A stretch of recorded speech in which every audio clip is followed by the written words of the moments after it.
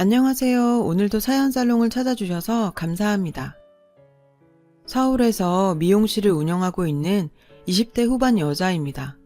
저는 어린 시절부터 바비 인형 머리를 닦고 자르면서 노는 게 가장 행복한 아이였어요. 그래서인지 자연스레 미용사의 꿈을 가지게 되었죠. 이런 제 꿈을 부모님께서는 격렬히 반대하셨어요.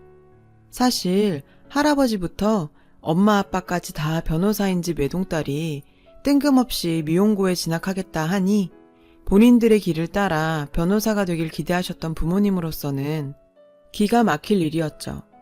1년간의 설득 끝에 대학은 꼭 가겠다는 부모님과의 약속을 한 후에 미용고에 진학하게 되었어요. 제가 좋아하는 미용 기술도 열심히 익혔어요. 부모님과의 약속을 지키기 위해서 입시 공부까지 하다 보니 정말 하루에 6시간 이상 자본 적이 있나 싶을 정도로 빡센 고교 생활을 보냈어요. 종합 미용 면허증과 함께 부모님들이 원하는 수준의 대학은 아니었지만 나름 서울권 명문대에 입학할 수 있었어요. 고등학교 졸업 후에 부모님께서는 그래도 대학은 조금 다녀봐야 선택의 폭이 넓어지지 않겠냐고 설득하셨어요. 그렇게 미용실 일과 학업을 병행하게 되면서 고교 시절보다도 더 바쁜 생활을 하게 되었어요. 오전에는 학교 생활, 오후에는 미용실 막내 스텝으로 밤 10시 넘게까지 일하다 보니 몸이 한계로는 부족할 지경이었죠. 이런 의미 없는 이중생활에 지친 저는 부모님께 학교 자퇴서를 내밀었습니다. 상의도 없이 자퇴를 해버린 딸이 야속했던 아버지께서는 크게 실망하셨고 부모님과 심한 갈등에 저는 집에서 나오게 되었어요. 집에서 나온 후 미용실 휴게실에서 먹고 자면서 생활했습니다. 아무리 좋아하던 일이라도 직업이 되니 정말 쉽지가 않다고 느껴졌어요. 말이 미용사지 미용실에서 막내 스텝은 거의 심부름꾼 그 자체거든요. 업무 시간에 가위를 들기는커녕 머리카락 쓸고 닦고 손님들 샴푸하는 게 고작이었지만 어떻게든 어깨너머라도 배우기 위해 노력했고 운 좋게도 좋은 동료들 덕분에 미용사로서 빠르게 성장할 수 있었어요. 그렇게 5년이라는 시간을 밤낮 없이 미용에만 몰두한 결과 샵에서 정식 디자이너로 인정받게 되었습니다. 단골 손님도 많이 있는 나름 인기 디자이너가 되었는데요. 그러던 어느 날 매니저님의 커트 손님 콜을 받았어요. 저는 그 자리에 멈춰설 수밖에 없었어요. 손님, 어떻게 잘라드릴...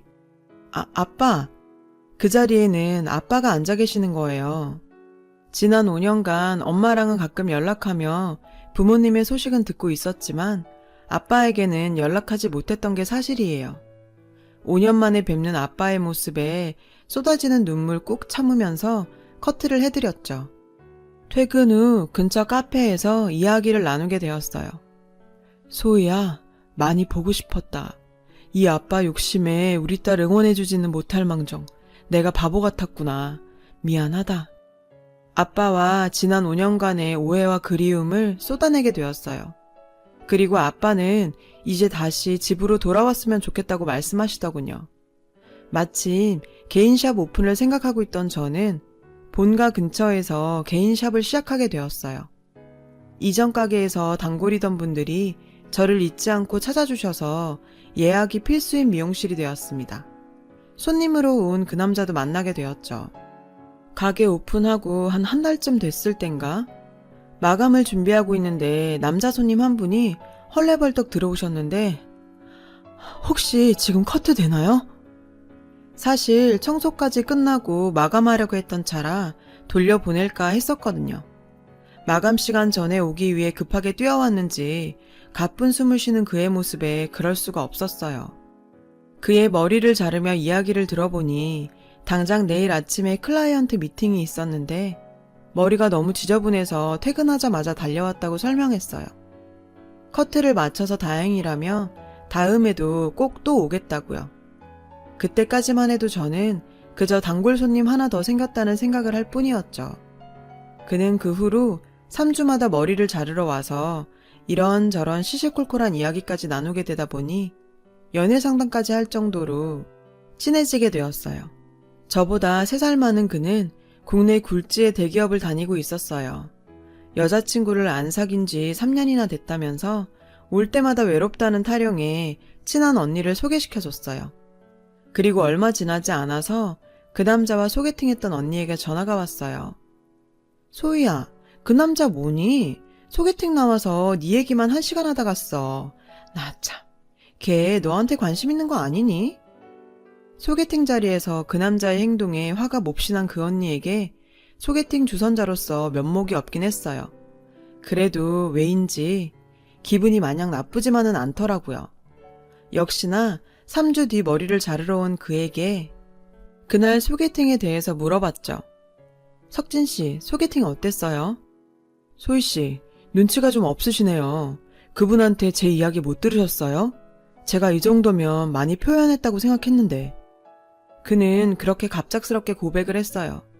마음속에 저도 그걸 기다리고 있었던 건지 서로의 마음을 확인한 저희는 사귀게 되었습니다.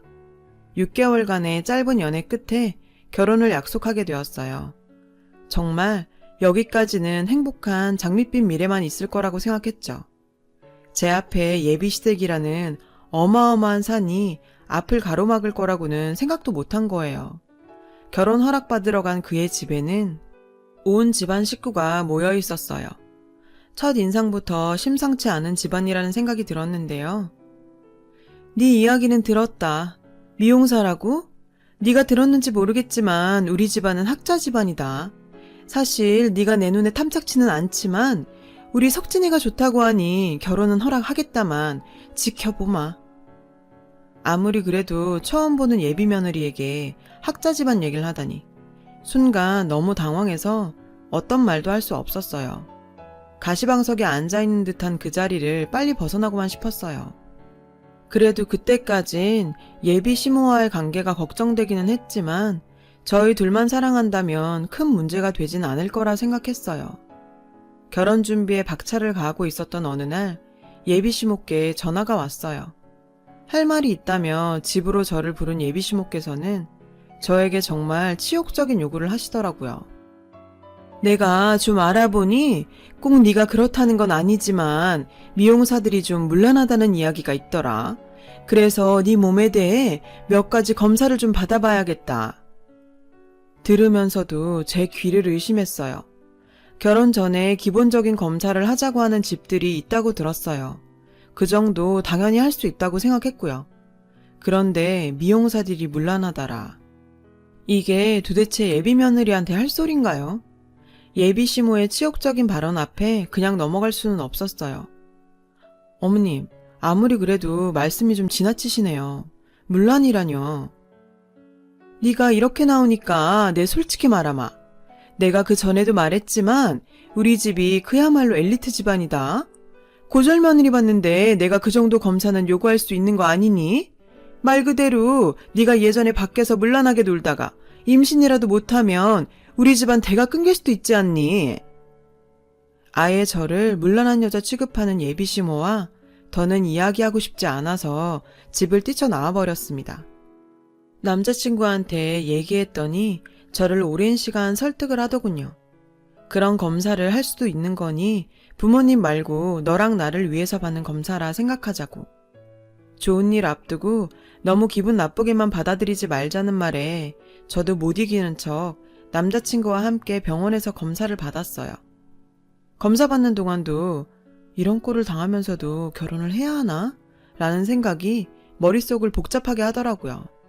그리고 시간이 흘러 양가 상견례 날이 되었어요. 이날 제가 파혼을 결심한 결정적 사건이 일어나게 되었습니다. 저희 친정 부모님께서는 하나뿐인 외동딸의 시댁 식구를 만난다며 설레어하셨죠. 하지만 그런 기대는 상견례 시작 10분 만에 무참히 산산조각나고 말았습니다. 상견례 날까지도 차가운 눈빛을 한 예비시모께서는 저희 부모님 앞으로 몇 장의 A4 용지를 내밀면서 말씀하셨어요. 사돈, 여기 예단 목록입니다. 저희가 욕심 안 내고 딱 적정한 수준으로 적었으니 이 정도는 맞춰서 보내시면 될 것 같네요. 예단 목록을 보시던 친정 부모님의 표정이 점점 굳어가기 시작했어요. 그 목록에는 예비 시아버지의 명품 시계, 예비 시어머니의 명품 핸드백에 가구까지 모두 명품 제품으로 가득 적혀 있었고, 심지어 육촌 동생의 명품 정장까지도 적혀 있지 뭐예요. 무슨 재벌집 예단 목록도 아니고 살다 살다 이런 예단 목록은 듣도 보도 못했어요. 집 구할 때도 서로 반반하기로 해놓고 이런 예단을 요구하는 집이 어딨는지 정말 황당할 따름이었어요. 사돈, 이건 좀 아무리 봐도 예단이 너무 과한 것 같은데요. 저희가 사돈 명품 시계랑 가방이랑 박사방 시계까지는 준비하겠는데 6촌까지 예단을 챙기는 건 저희에게 꾸민비 겨우 100 주시고는 말도 안 되는 황당한 예단 요구에 친정 아버지께서도 한마디 하신 거였거든요. 이에 예비 시모께서는 어처구니 없다는 듯 말씀하셨어요. 사돈어른, 이게 과하다니요? 요즘은 이 정도는 기본입니다, 기본. 제가 이런 말까지는 안 하려고 했는데 원래 아쉬운 집안에서 좀 더 해오는 게 상도 아닌가요? 학벌적으로나 집안적으로나 사돈, 저희도 고절 며느리 받는 거 고민이 크답니다. 결국 예비 시모는 제가 고졸이라는 사실로 저희 집안을 업신여기는 것처럼 보였어요. 우리 석진이 H대 나와서 대기업 다니고 있고 우리 애아빠도 아직 공직에 몸담고 있어요. 제 입으로 말하기 좀 민망하지만 저희 집안이 좀 빵빵합니다. 사돈 내외가 무슨 일을 하시는지는 모르겠지만 그 정도 예단해 주시고 저희랑 사돈 맺으면 어디 가서 밑지는 장사했다는 소리 안 들으실 겁니다. 꼴 같자는 자랑을 이어가던 예비 시모는 이윽고 선을 넘어버렸어요. 사돈, 내가 솔직히 말해볼게요. 소위 말이 좋아 미용사지. 그게 뭐 직업이나 됩니까? 고졸의 미용사에. 저희가 결혼 허락한 것만 해도 감사해야 돼요. 예단 가지고 왈가왈부할 게 아니라요. 친정 부모님의 얼굴은 금방이라도 터질 것처럼 울그락불그락 했고 내 결혼 따위 때문에 이런 여자 앞에서 내 부모들이 굴욕당하는 걸 더 이상 볼 수 없었어요. 꼴값 떠시네 정말. 제 한마디에 상견례장은 숨소리 하나하나 들릴 정도로 조용해졌고 지 부모의 꼴 같지 않은 꼴을 지켜만 보던 남자친구가 저를 막아서며 말했는데요. 소희야, 너 뭐라는 거야? 꼴값이라니. 야, 넌 입 닥쳐. 네 부모가 하는 꼴 안 보이니? 너희 집안이 뭔데? 도대체 뭐가 얼마나 잘났길래 유세를 떨어? 네가 대기업 다니는 거? 네 아빠가 공직에 있는 거? 그냥 듣고 있으니까 진짜 꼴 같잖아서. 너희가 집안 타령하고 조건 따지고 하니까 내가 말해줄게. 거기 아줌마 잘 들어봐. 우리 집 할아버지부터 변호사해서 우리 부모님 두 분 다 변호사야. 내가 공부를 못해서 미용하는 것 같니? 나 졸업은 못했지만 당신 아들보다 좋은 대학교 입학했어. 알아? 그리고 대기업? 지금 내가 버는 돈이 당신 아들 연봉보다 많아. 뭘 알고 떠들어. 제 팩트 폭격에 긴 침묵은 이어졌고 그 정적을 깨는 이는 바로 예비시모였어요. 우리 부모님 직업이 변호사인 걸 알자 태도가 180도 변했는데요. 아, 변호사들이셨구나. 아휴, 몰랐네요. 미리 말씀하시지. 소희야, 우리가 잘 모르고 무례를 범한 것 같구나. 사과하마. 상견례 내내 표독한 표정을 짓고 있던 예비시모는 자존심도 없는지 배고픈 강아지가 달려와 꼬리를 흔드는 듯 했어요. 그 모습에 저희 부모님은 상견례장을 박차고 나가버리셨어요. 소희야, 소희야, 너희 부모님 좀 말려봐라. 내가 이렇게 용서를 빌마. 결혼 준비 다 끝나가는데 이대로 엎을 순 없지 않겠니? 석진아, 너도 빨리 나가서 너희 장인장모 모셔와라. 박석진, 그럴 필요 없어. 나 너랑 결혼 안 할 거니까. 예비시모가 첫 만남부터 저에게 쌀쌀하게 굴던 게 제 직업이 미용사라서 물러날 거다, 못 배웠을 거다 어림짐작했고 그깟 이유로 저를 무시하고 저희 부모님을 무시했다고 생각하니 이대로 가기는 뭔가 아쉬웠어요. 핸드백에서 서류 한 장을 꺼내 탁자 위에 올려놨어요. 혹시 검사 결과 나온 거 봤어요? 당신 그 귀한 집안 대 끊기게 생겼어요. 제 말이 무슨 말인지 이해 못하겠다는 듯 눈만 껌뻑껌뻑 거리고 있었어요. 사실 상견례 3일 전 병원에서 검진 결과 난소에 작은 물혹이 있다며 재검사 한번 받아보라며 연락이 왔고, 재검 후에 의사와의 상담에서 남자친구와 함께 받았던 건강검진의 결과를 알게 되었어요. 제 물혹은 다행히 별 문제 없었지만 남자친구는 무정자증으로 임신이 불가능한 상태였어요. 그 사실은 저에게도 충격적인 일이었고, 어떻게 하면 남자친구가 상처받지 않게 이야기해야 하나 고민 중이었는데, 이런 타이밍에 이야기할 거라고는 상상도 못했는데요. 말귀 되게 못 알아들으시네요. 당신 아들 고자라고, 고자. 순간 그 여자의 얼굴은 하얗게 질려가더라고요. 자기 집안은 대가 중요하다면서 저한테 물란하니 뭐니 하고선 산부인과 검사도 받게 하더니, 제 아들이 고자라는 소식은 그 여자를 혼절하게 만들기에 충분했죠.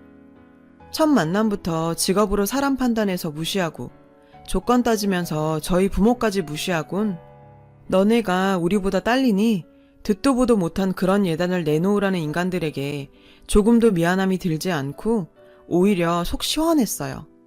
결혼 준비가 거의 끝나가는 상황에서 파혼한 거라 뒷수습이 여간 번거로운 게 아니었지만, 그래도 겨우 제 나이 20대 후반에 저런 집안이랑 엮여가지군. 제 의지도 아닌데 평생 애도 못 낳고 살 뻔했다고 생각하니 정말 다행이다 싶었습니다. 그 집안 인간들은 자기들이 저한테 했던 짓은 생각 못하는지 아직도 미련 못 버리고 용서빌겠다며 샵으로 찾아왔었는데, 아버지께서 한 번만 더 찾아오면 고소하겠다고 으름장을 놨더니 꽁지 빠지듯 내빼더군요. 다들 하는 경험은 아니었지만 20대 후반에 뭔가 인생 공부 제대로 했다 싶습니다. 결혼이란 문제가 그리 간단치만은 않아 서로 이런 일 저런 일 다 겪게 되는 것 같은데요. 끝이 좋지 않았지만 남친의 부모님도 아들을 고이고이 키우셨겠죠. 마냥 어릴 땐 몰랐어요.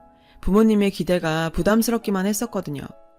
저를 이렇게 이해하고 키워주신 부모님들이 더 대단해 보이고 존경스럽네요. 저도 저희 부모님 같은 부모가 되어 잘 살고 싶습니다. 세상의 모든 부모님들 감사합니다. 여러분, 사연 댓글에 응원과 현명한 조언 부탁드려요. 좋아요와 구독은 저에게 큰 힘이 됩니다. 오늘도 좋은 일 가득하세요.